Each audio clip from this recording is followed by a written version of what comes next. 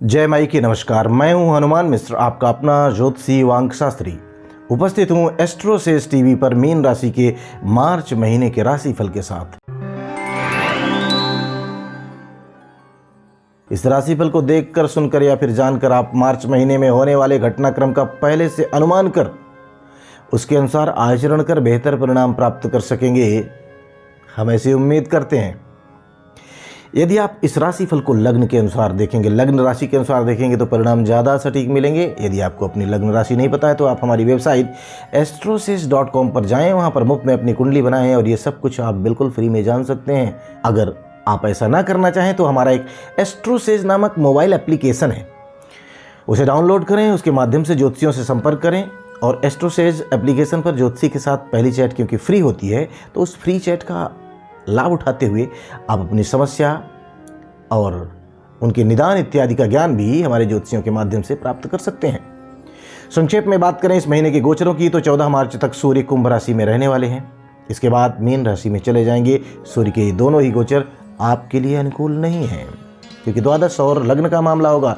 मंगल के गोचर की बात करें तो 15 मार्च तक मंगल मकर राशि में, जबकि बाद में कुंभ राशि में रहने वाले हैं। तो ऐसे में 15 मार्च के पहले मंगल अनुकूल परिणाम आपको देना चाहेंगे, जबकि बाद में परिणाम कमज़ोर रह सकते हैं।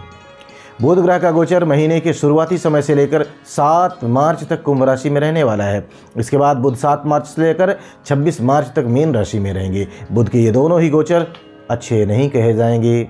इसके बाद 26 मार्च के बाद बुध मेष राशि में पहुंचकर आपको बेहतर परिणाम देने की कोशिश करेंगे, बेहतर परिणाम दिलाना चाहेंगे।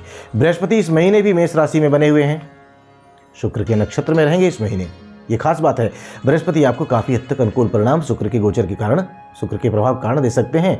वहीं शुक्र ग्रह 7 मार्च तक मकर राशि में रहेंगे, जबकि 7 मार्च के बाद ये कुंभ राशि में चले जाएंगे। शुक्र ग्रह के ये दोनों ही गोचर अनुकूल माने जाते हैं, अनुकूल कहे गए हैं। शनि ग्रह कुंभ राशि में रहेंगे लेकिन राहु के नक्षत्र में रहेंगे।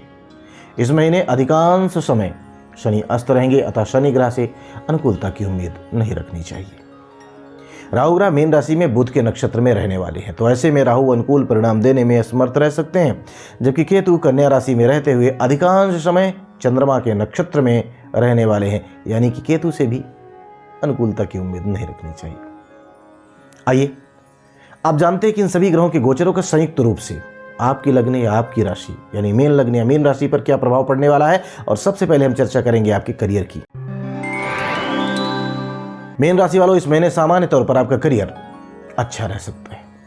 आपके करियर स्थान का जो स्वामी है बृहस्पति, ये गोचर में अच्छी स्थिति में बैठा है, साथ ही साथ वह शुक्र के नक्षत्र में रहेगा और शुक्र का गोचर इस महीने सामान्य तौर पर अनुकूल स्थिति में रहने वाला है। फलस्वरूप आपके कार्य क्षेत्र में आप काफ़ी अच्छा कर सकेंगे। दूर के स्थान से यदि आपका व्यापार व्यवसाय संबंधित है, किसी भी तरीके का करियर कनेक्टेड है, तो आप और भी अच्छे परिणाम प्राप्त कर सकेंगे। यदि नौकरी पेशा लोगों को इस महीने कुछ कठिनाइयों का सामना करना पड़ सकता है क्योंकि छठे भाव का स्वामी सूर्य इस महीने गोचर में कमजोर स्थिति में रहेगा, लेकिन फिर भी बृहस्पति का जो प्रभाव है ये परेशानियों के बाद ही सही आपको अनुकूल परिणाम देने में, दिलवाने में मददगार बनेगा। सारांश है कि ओवरऑल कार्यक्षेत्र के लिए मार्च का महीना अच्छा रहेगा, लेकिन तुलना करें तो नौकरी पेशा लोगों को तुलनात्मक रूप से व्यापार व्यवसाय की तुलना में ज़्यादा अच्छे परिणाम नौकरी पेशा लोग प्राप्त कर सकेंगे। आइए अब जान लिया जाए कि मीन लग्न या मीन राशि वाले लोगों के आर्थिक मामलों के लिए मार्च का महीना कैसा रहने वाला है। मीन राशि वालों, आर्थिक मामले में इस महीने आपको मिले जुले परिणाम मिलते हुए प्रतीत हो रहे हैं। विशेषकर महीने का पहला हिस्सा काफ़ी अच्छे परिणाम आपको दे सकता है, तो वहीं दूसरा हिस्सा थोड़ा सा कमज़ोर रह सकता है। आपके लाभ भाव का स्वामी शनि गोचर में बहुत अच्छी स्थिति में नहीं है, लेकिन धन भाव का स्वामी मंगल महीने के पहले हिस्से में लाभ भाव में उच्च अवस्था में रहने वाला है। फलस्वरूप आपको काफ़ी अच्छे परिणाम मिल सकते हैं। आप अच्छी कमाई भी कर सकते हैं और कमाई का एक बड़ा हिस्सा बचाने में कामयाब भी रह सकते हैं। जबकि 15 मार्च के बाद मंगल द्वादश भाव में चले जाएंगे, तब कमाई का ग्राफ थोड़ा सा कमज़ोर हो सकता है और खर्च तुलनात्मक रूप से बढ़ सकते हैं। आइए आप जान लिया जाए कि मीन लग्न या मीन राशि वाले लोगों के स्वास्थ्य के लिए मार्च का महीना कैसा रहने वाला है। मीन राशि वालों, स्वास्थ्य के दृष्टिकोण से मार्च का महीना तुलनात्मक रूप से आपको बेहतर परिणाम देता हुआ प्रतीत हो रहा है, क्योंकि आपके पहले भाव पर राहु केतु का प्रभाव लंबे समय से बना हुआ है और अभी क्योंकि ये लंबे समय तक प्रभाव बना भी रहेगा, वहीं राशि स्वामी बृहस्पति पर शनि का प्रभाव भी बना हुआ है। लेकिन तुलना करें तो इस महीने जो आपके राशि स्वामी बृहस्पति हैं, ये शुक्र के नक्षत्र में रहेंगे, इस कारण से तुलनात्मक रूप से बेहतर परिणाम दे सकते हैं। फलस्वरूप पिछले महीने की तुलना में इस महीने आपका स्वास्थ्य बेहतर रहेगा, ज़्यादा अच्छा रहेगा। फिर भी अन्य ग्रहों की स्थितियों को देखते हुए स्वास्थ्य के प्रति लापरवाह नहीं होना है, इस बात का ख्याल रखेंगे तो ज़्यादा अच्छा रहेगा। आरोग्यता का कारक ग्रह सूर्य इस महीने कोई विशेष सपोर्ट आपको शायद नहीं दे पाएगा। फिर भी तुलना करें तो महीने के पहले हिस्से की तुलना में दूसरा हिस्सा थोड़ा सा बेहतर रह सकता है, अर्थात राशि स्वामी पिछले महीने की तुलना में ज़्यादा अच्छे परिणाम दिलाने की कोशिश करेंगे। उस पर भी महीने का दूसरा हिस्सा और भी अच्छे परिणाम दे सकता है। आइए अब जान लिया जाए कि मीन लग्न या मीन राशि वाले लोगों के शिक्षा से संबंधित मामलों के लिए मार्च का महीना कैसा रहने वाला है। मीन राशि वालों, शिक्षा के मामले में यह महीना औसत लेवल के परिणाम दे सकता है। कभी कभी परिणाम कुछ कमजोर भी रह सकते हैं। आपके चतुर्थ भाव का स्वामी बुध, जो कि प्राथमिक शिक्षा का कारक ग्रह भी होता है, वह महीने की शुरुआत में द्वादश भाव में रहेगा, वहीं बाद में नीच अवस्था में हो जाएगा। अतः पढ़ने और सीखने की क्षमता कुछ हद तक इस महीने बाधित रह सकती है। फलस्वरूप शिक्षा संबंधी उपलब्धियां कुछ कमजोर रह सकती हैं। हालांकि बृहस्पति की स्थिति तुलनात्मक रूप से बेहतर हो रही है। फलस्वरूप व्यावसायिक शिक्षा लेने वाले विद्यार्थी और उच्च शिक्षा प्राप्त करने वाले विद्यार्थी यदि जागरूक रहेंगे तो परिणाम उनको संतोषप्रद मिल सकते हैं। आइए अब जान लिया जाए कि मीन लग्न या मीन राशि वाले लोगों के प्रेम संबंध के लिए, उनके दाम्पत्य जीवन के लिए मार्च का महीना कैसा रहेगा। मीन राशि वालों, इस महीने शुक्र का गोचर सामान्य तौर पर अनुकूल स्थिति में प्रतीत हो रहा है, रहने वाला है। अतः लव लाइफ तुलनात्मक रूप से बेहतर रह सकती है। फिर भी महीने के पहले भाग की तुलना में महीने का जो दूसरा भाग है वो ज़्यादा अच्छा रह सकता है। तुलना करें तो महीने के पहले हिस्से में कुछ आर्ग्यूमेंट्स वगैरह देखने को मिल सकते हैं। यदि वास्तव में कहा सुनी नजर आए तो उससे यथासंभव बचाव जरूरी रहेगा। वहीं दाम्पत्य संबंधी मामले में इस महीने आपको अपेक्षाकृत अधिक जागरूक रहने की जरूरत रहेगी। सप्तम भाव का स्वामी बुध इस महीने कमजोर स्थिति में रहने वाला है।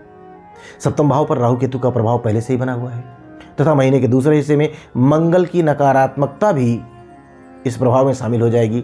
अतः दाम्पत्य जीवन में कोई विसंगति ना आने पाए, इस बात को लेकर बहुत ही जागरूक बने रहना है। तुलना करें यदि तो महीने का पहला हिस्सा तुलनात्मक रूप से बेहतर रह सकता है। फिर भी पूरे महीने सावधानी रखनी है। आइए अब जान लिया जाए कि मीन लग्न या मीन राशि वाले लोगों के पारिवारिक एवं गृहस्थ मामलों के लिए मार्च का महीना कैसा रहने वाला है। मीन राशि वालों, आपके दूसरे भाव के स्वामी मंगल की स्थिति महीने के पहले हिस्से में काफी अच्छी है। साथ ही साथ इस महीने बृहस्पति भी दूसरे भाव पर ज्यादा सकारात्मक प्रभाव डालते हुए प्रतीत हो रहे हैं।